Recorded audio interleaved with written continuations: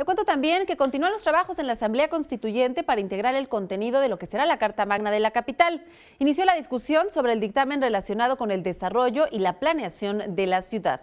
También se aprobaron la inclusión de los derechos de los animales, además del derecho a la seguridad urbana y ciudadana y de protección civil. Aquí los detalles.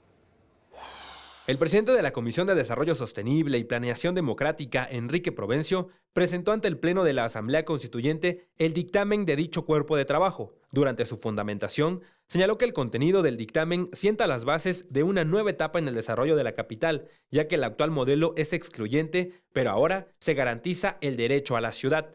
Este conjunto de temas, todos claramente interrelacionados, tienen como característica común que en ellos se establecen las garantías para ejercer el derecho a la ciudad.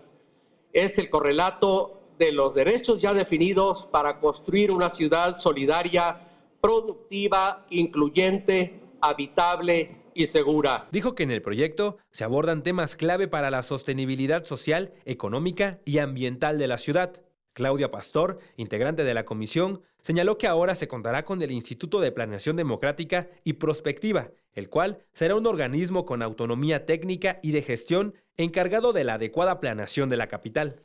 Se incorpora un instituto encargado de los instrumentos de planeación y en su estructura orgánica se permite la participación de la ciudadanía en las etapas de planeación. Previamente, el Pleno aprobó los artículos 18 y 19, el primero relativo a ciudad habitable. Se establecen derechos a un medio ambiente sano, a la vía pública, al espacio público, a la movilidad, al tiempo libre y la protección de los animales. Sobre este tema, se estableció en la Carta Magna local que los animales son seres sintientes y que todas las personas tienen un deber ético y obligación jurídica de respetar la vida y la integridad de los animales. No solo es responsabilidad de todos el cuidar de los animales.